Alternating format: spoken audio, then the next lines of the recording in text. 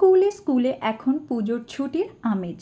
দুর্গাপুজো, লক্ষ্মী পুজো, কালী পুজো ও ভাইফোঁটা একের পর এক উৎসবে মেতে উঠেছে ছাত্রছাত্রীরা।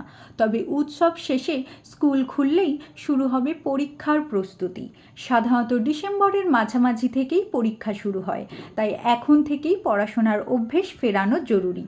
কিন্তু পাস ফেল প্রথা না থাকায় অনেক অভিভাবকই সন্তানদের পড়াশোনায় কিছুটা নিশ্চিন্ত।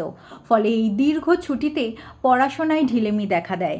এমন পরিস্থিতিতে শিক্ষার্থীদের আগ্রহ বাড়াতে এবং অভিভাবকদের সচেতন করতে উদ্যোগ নেন উলুবেড়িয়া দক্ষিণ চক্রের অপর বিদ্যালয় পরিদর্শক সুরাজ মণ্ডল।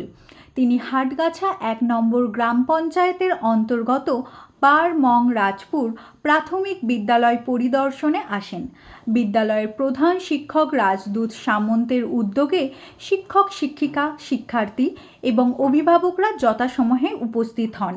বিদ্যালয় পরিদর্শক সুরাজ মণ্ডল শিক্ষার্থীদের ছুটিকালীন পড়াশোনা, হাতের কাজ ও সৃজনশীল কার্যকলাপ সম্পর্কে খোঁজ নেন।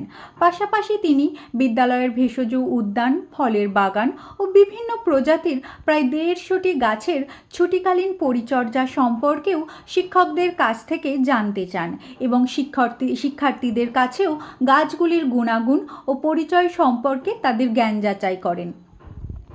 তিনি বলেন, ছুটি মানেই শুধু বিশ্রাম নয়, শেখারও সময়।